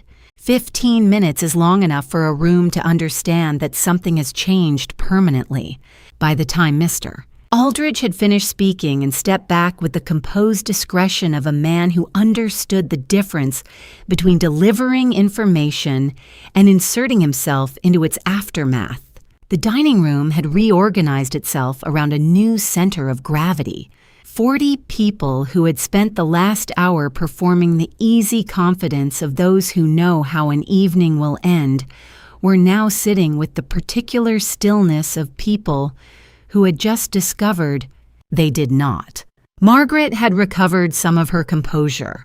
Not all of it, the controlled architectural composure she normally carried, had a visible hairline fracture in it now, the kind you can see when you know what you're looking for, but enough to hold the surface together. She was watching me with an expression I had not seen from her before, not contempt, not dismissal, not the warm precision of a woman managing a room. Calculation. The look of someone rapidly revising a plan. I had been calculating for 3 years. I was further along. I set my hands flat on the table, stood and began. In March of 2021, I said, "You called the director of the Whitmore Gallery on Newbury Street. You described concerns about my professional conduct, specifically my reliability and my ethical standards in client relationships. The call lasted 11 minutes. The gallery canceled a restoration contract worth $200,000 4 days later. My voice was the same temperature it had been all evening. I was not performing calm. I had arrived at it genuinely. Through the particular process of a person who has done a very difficult thing many times in private and is now simply doing it in public for the last time. Margaret said nothing. What moved across her face was not denial. In May of 2022, you arranged for a licensed marriage counselor, a doctor, Hale, practicing on Boylston Street, to conduct sessions with Donovan and me under the representation that he was an independent professional. His correspondence with your attorney's office began before the first appointment. I paused. I have the documentation. The room was absolutely silent. I shared things in those sessions that I had never said aloud. I said them because I believed the space was confidential. I said them to someone I thought had no connection to the people who were using the information. I looked at her directly. I want you to understand that I am telling you this not because I expect an apology. I am telling you because these are facts, and facts do not require your acknowledgement to be true. Margaret's jaw was set. She did not speak. I turned to Donovan. He was looking at the table. He had been looking at the table since Mr. Aldridge had said the words $380 million, and he had not, in the 15 minutes since, found a reason to look up. He looked, I thought, like a man who had walked into a room he thought he knew the dimensions of and discovered it was much larger than the plans had indicated. I looked at him for a long moment. The man I had loved without reservation. The man I had followed into a family that spent 9 years suggesting I didn't belong. The man who had stayed silent in a kitchen in October while I held a photograph and asked him directly whether he had known. I had one question for him, only one. Was any of it real? He did not answer. I had not expected him to. The silence was as it had always been the most honest thing he gave me. I accepted it for what it was and moved on. I looked at Cecily Harmon. She'd been very still since Mr. Aldridge had entered the room, the specific stillness of someone who has decided that invisibility is their best available option. She was looking at her plate, her hands in her lap, her expression arranged into something between neutrality and careful absence. I did not say her name. I didn't need to. I hope, I said pleasantly and without inflection, that whatever he promised you was worth the wait. She looked up. Just briefly, the involuntary response of a person addressed directly when they have been hoping not to be. Her expression in that moment confirmed everything it needed to confirm. Not guilt exactly, something more complicated than guilt. The look of a person who has been participating in something they told themselves was justified and is now for the first time in the same room as the person most affected by it. I held her gaze for exactly as long as I needed to. Then I reached into my bag. The pen was one Mr. Aldridge had provided when I asked quietly while he stood a respectful distance to my right, a simple thing silver, the kind of pen kept in jacket pockets by men who sign documents regularly.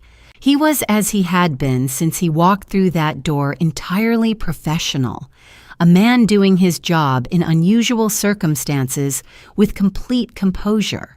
I picked up the dissolution document from where it had been sitting beside my wine glass since 8 o'clock. I turned to the signature page.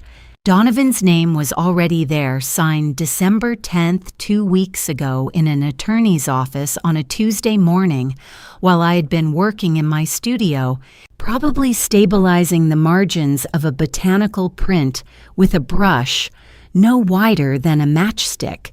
I signed my name, Elena Mercer. Not Elena Ashworth. I had never legally changed my name, which was something Margaret had referenced more than once in the early years as an indication of my ambivalence. She had not been wrong about the reason. I had kept my mother's name because my mother's name was mine, and I had not been willing to set it down even then, even when I thought I understood what I was choosing. I set the pen on the table. I looked at Margaret one last time. You told me tonight that I would be homeless by February 1st, I said.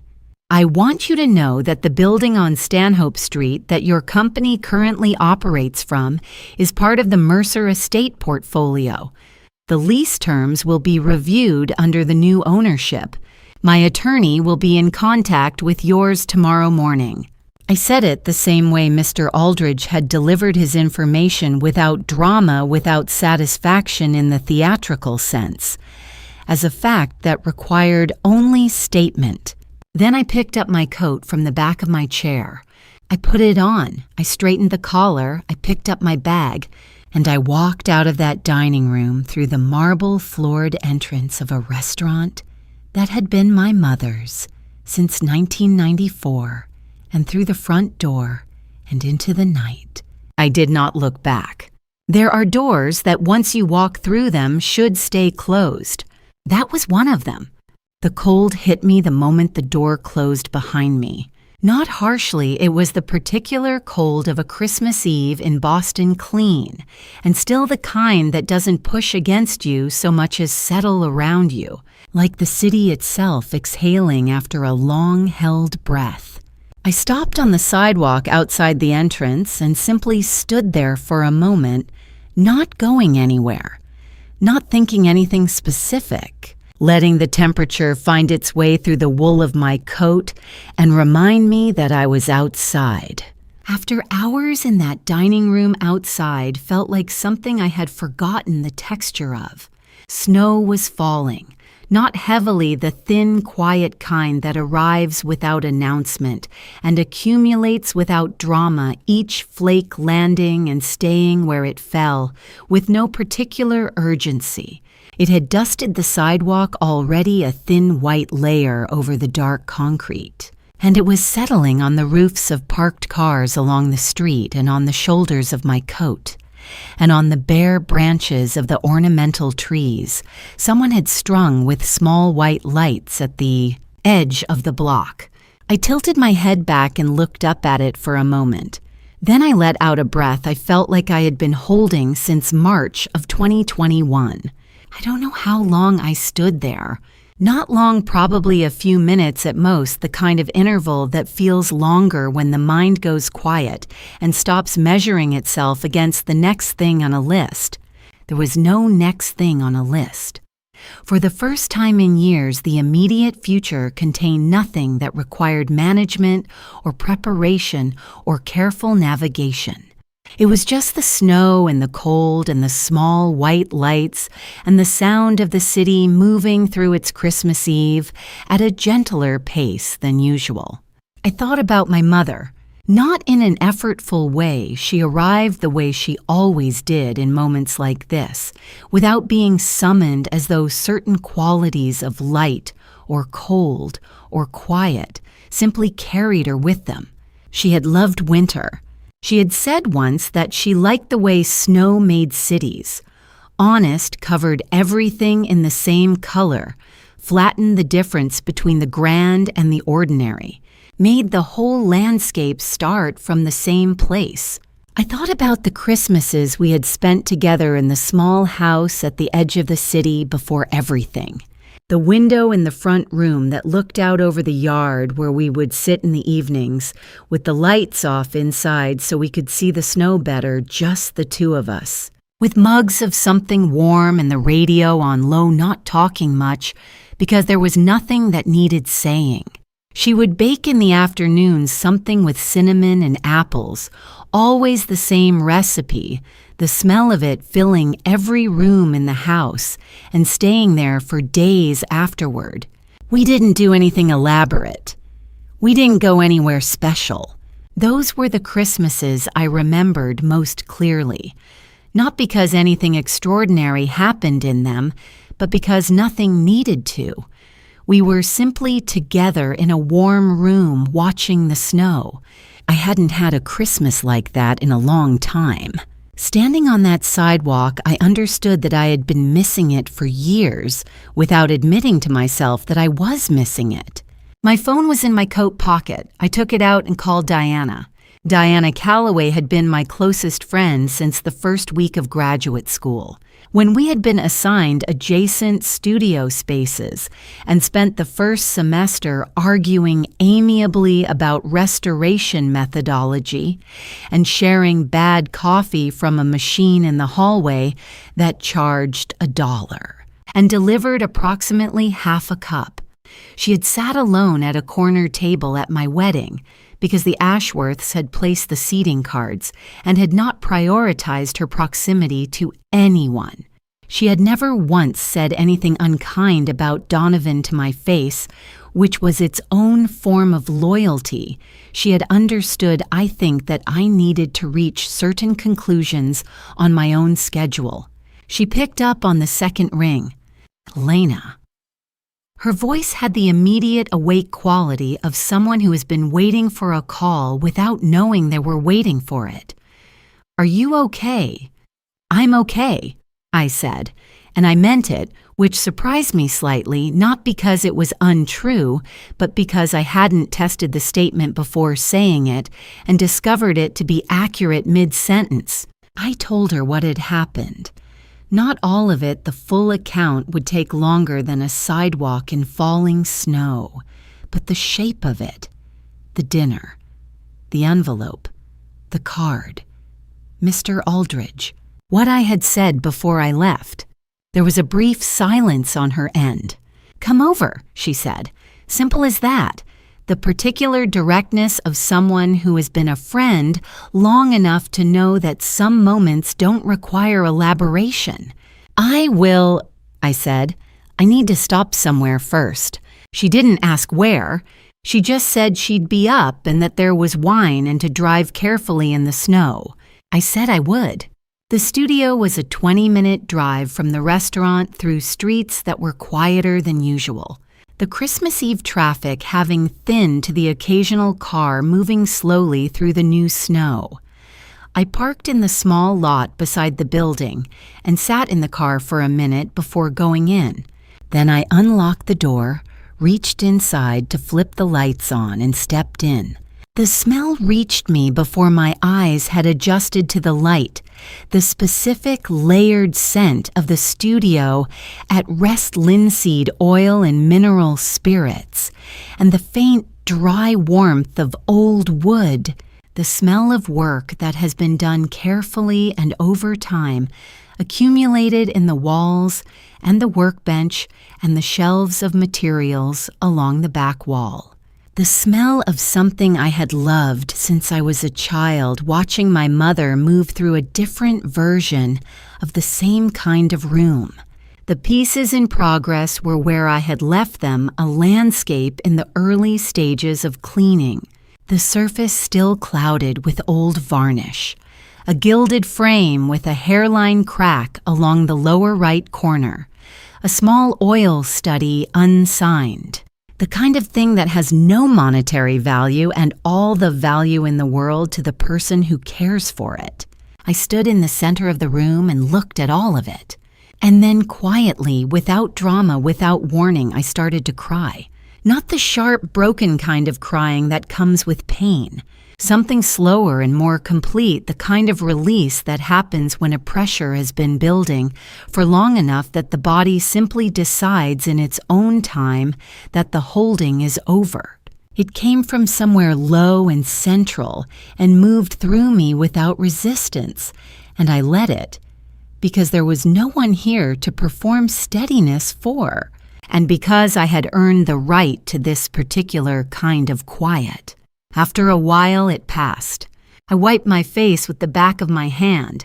I turned on the lamp over the workbench. I pulled a stool over and sat down in front of the landscape that needed cleaning, and I looked at it for a while in the warm light. Somewhere across the city, 40 people were sitting in the wreckage of an evening they had planned very carefully. I was here in the light my mother had kept burning for me all along. For the first time in longer than I could measure, I was free. I learned in the weeks that followed that consequences don't always arrive with noise. I had expected perhaps that the aftermath of Christmas Eve would have a certain drama to it.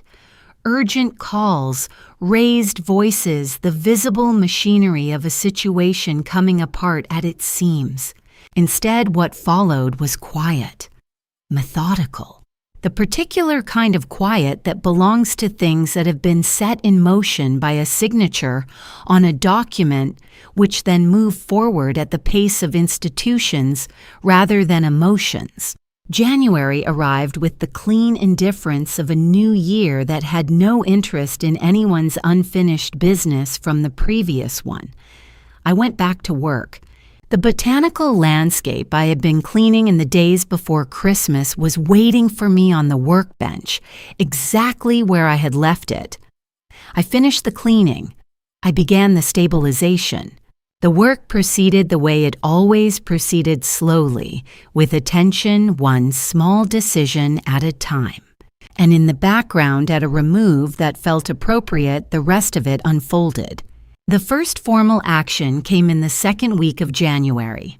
Mr. Franklin Webb, whose firm had maintained Rose Mercer's legal affairs for 22 years and was now operating under my direction, sent written notification to Ashworth Corporation's registered address on Stanhope Street. The letter, which I reviewed but did not draft, that was what attorneys were for, informed the company that its current lease agreement with the Property Management Division of Mercer Estate would not be renewed upon its standard review date. The required vacating period was 60 days from the date of the letter.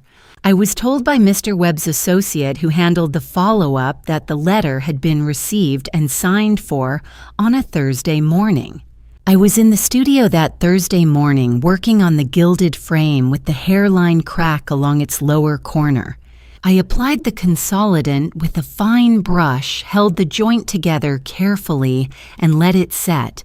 The second thing I learned came not through any formal channel, but through the particular way that information moves in professional communities, gradually impersonally, through the ordinary circulation of industry news. Donovan's largest active project, a mixed-use development on a parcel he had been working toward for nearly 2 years, a project significant enough that I had heard him reference it at dinner parties as the kind of work that defines a practice, was suspended pending a review of the land use arrangements. The parcel, it emerged, was part of a larger tract held in the Mercer Estate portfolio. The review would be indefinite.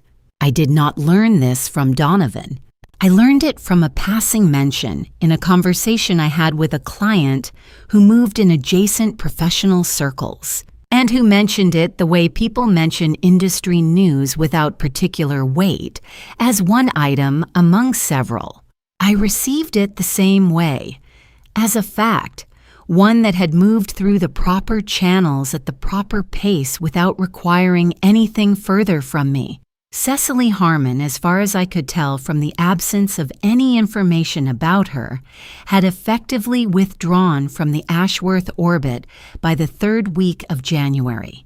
I did not know this with certainty. I had no reason to be monitoring her movements, and I was not. But the particular way that a peripheral figure disappears from a situation when the situation no longer offers what it promised is recognizable, and the silence around her name was of that variety. Whatever arrangement she had understood herself to be moving toward had apparently reorganized itself in ways that no longer included her. I found somewhat to my own surprise that I felt nothing particular about this.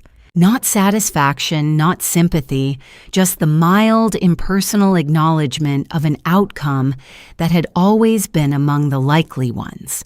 Margaret called on the last Friday of January.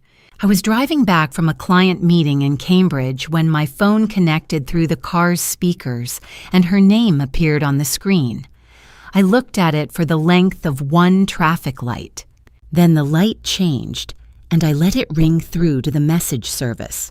She left a voicemail. I listened to it once, parked outside the studio. Her voice was different, Not unrecognizable, it was still Margaret, still precise in its construction. But something in the register had shifted. A slight hesitation between sentences that hadn't been there before. A quality I hadn't heard from her in 7 years of knowing her, and possibly not before that either: uncertainty. She said she thought it would be useful if we spoke directly as adults before the legal process moved further along. She said there were things she would like to explain in context and that she believed a conversation would be productive for both parties. I sat with the phone in my hand for a moment. Then I called Mr. Webb's office and asked his assistant to note that any communication from Margaret Ashworth or her representatives should be directed to my legal team. I said it politely. The assistant said she would make a note of it. I went inside and went back to work. Donovan's email arrived on the 14th of February, which I suspected was not accidental timing. It was long.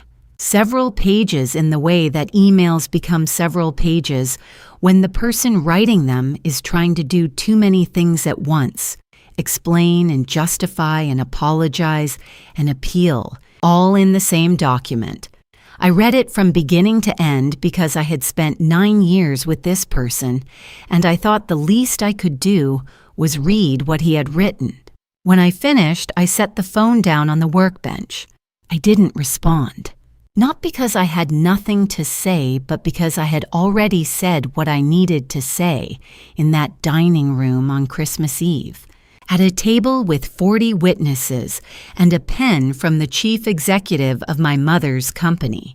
What Donovan had written was addressed to a version of the situation and a version of me that no longer existed. Responding would have required me to step back into that version, and I had closed the door on it. I returned to the piece I was working on, a small oil painting unsigned a harbor scene with a weathered fishing boat and a sky that had been damaged along the upper third by water.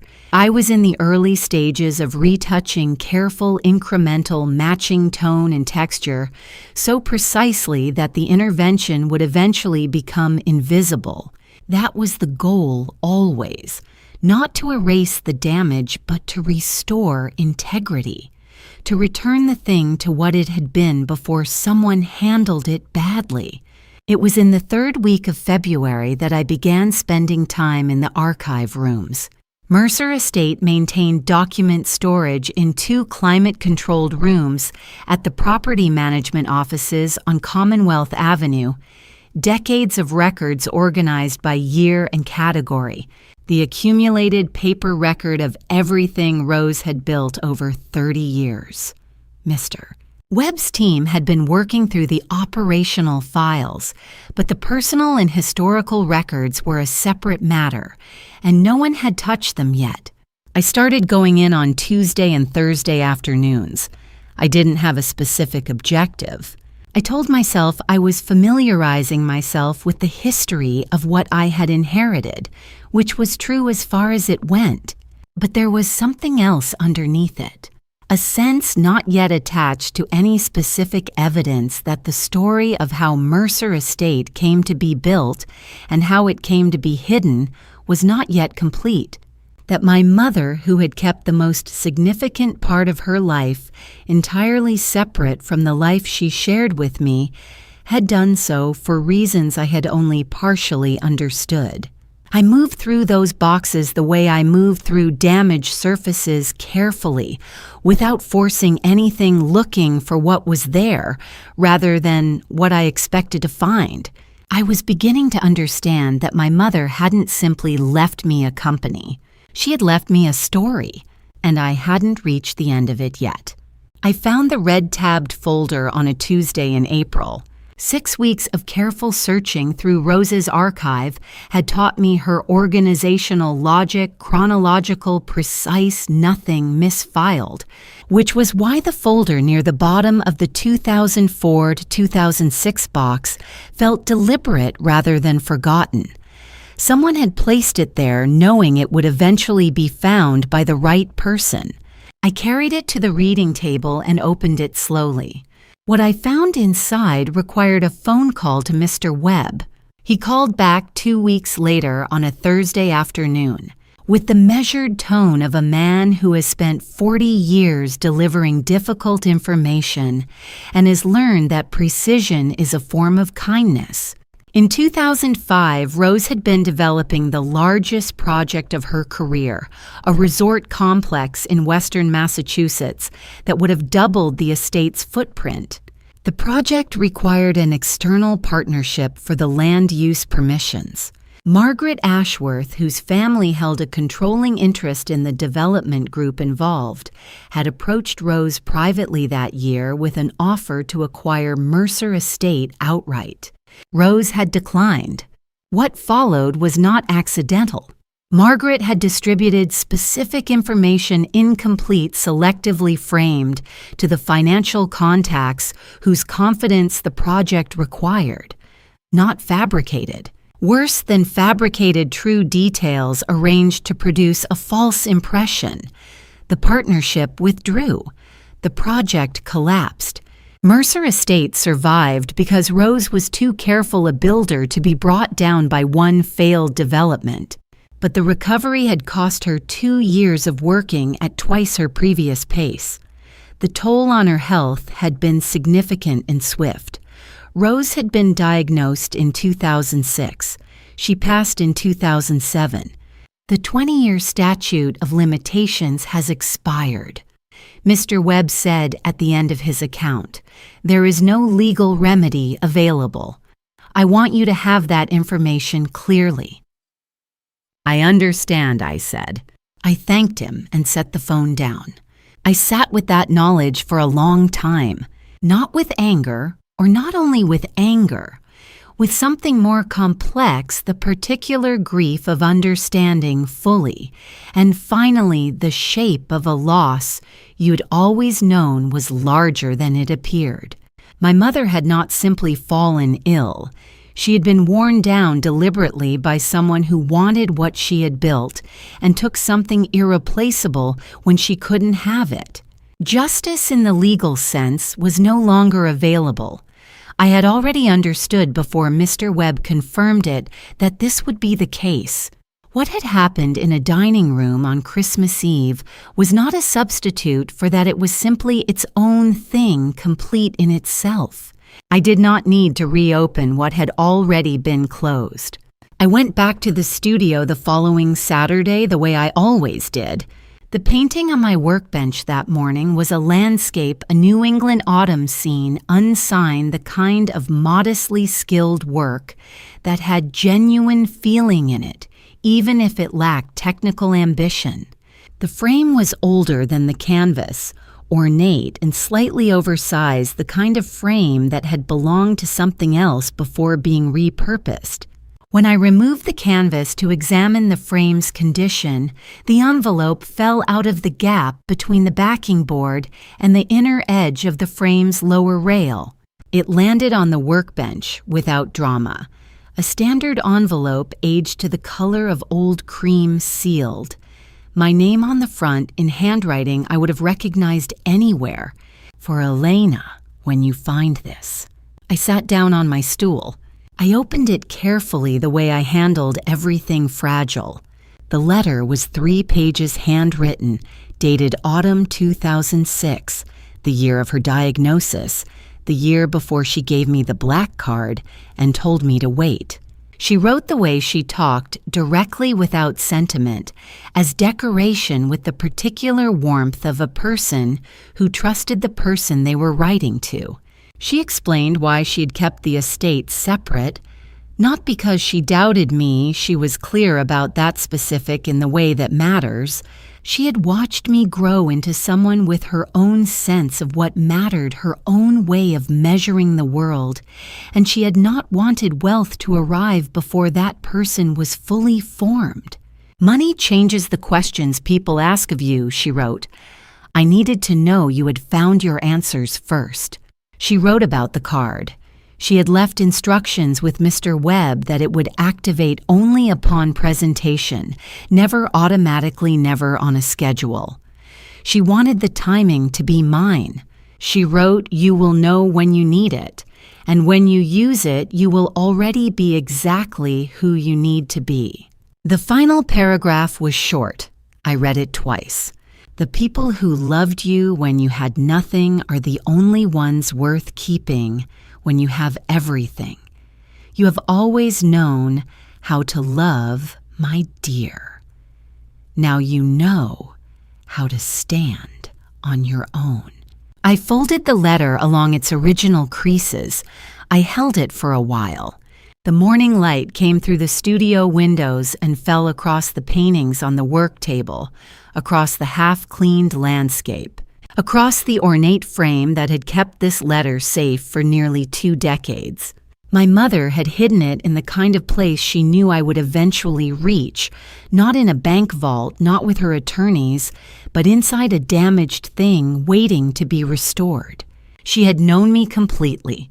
I took over the operational leadership of Mercer Estate in the spring of 2025. I learned the names of the staff at each property not as an exercise, but because they were people who had served this company for years before I arrived, and they deserved to be known. I visited each hotel and each restaurant. I asked about families, about the work, about what wasn't functioning, and what could be better. I made changes where changes were needed and left alone what was working. On Saturday mornings, I opened the studio. There was a landscape I had promised a client before Christmas and a set of portrait miniatures from an estate in Vermont that required patience I had spent years building. The work was the same as it had always been, careful, slow, attentive to what was actually there.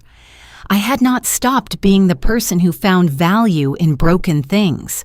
I had simply also become the person who understood the full extent of what her mother had built. Real worth is not calculated by what you hold.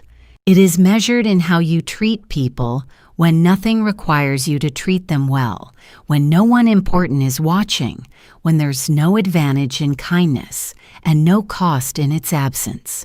My mother knew that.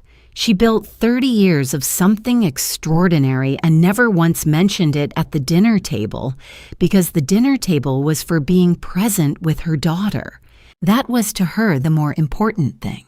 I think about that often. There is a painting on the wall of my office now, small, simply framed, a winter harbor scene with a weathered boat and a pale sky. The first painting my mother ever showed me how to restore. I was 11 years old and she put a brush in my hand and said, "Start with what's actually there, not what you wish were there, what is." I have tried to do that in work and in life ever since. If this story stayed with you, if something in it felt familiar or true or worth carrying, I would be glad to know.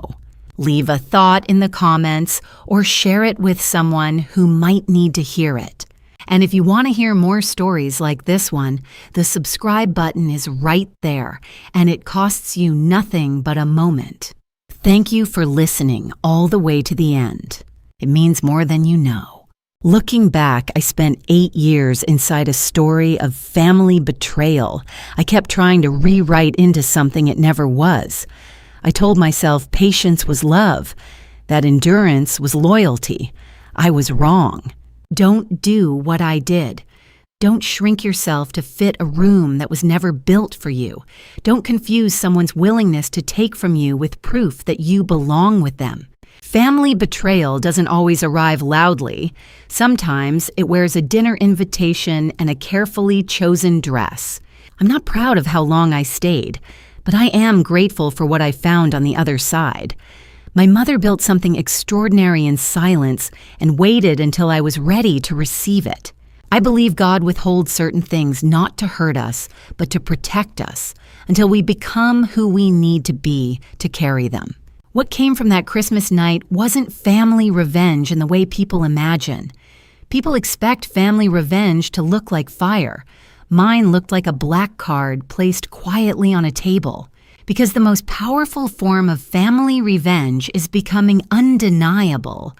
While they were busy underestimating you, never lowering yourself to their level. That is the only family betrayal worth surviving, the one that finally shows you who you are. Thank you for staying with me to the very end. What would you have done sitting at that table? Leave your thoughts below. I genuinely want to hear from you. If this story resonated, consider subscribing so you never miss what comes next. Quick note: while inspired by real emotional experiences and social themes, certain elements were dramatized for storytelling. If this isn't your style, no worries. There's plenty more on the channel to explore. Thanks for watching and staying with me till the end. I'll see you again in the next story.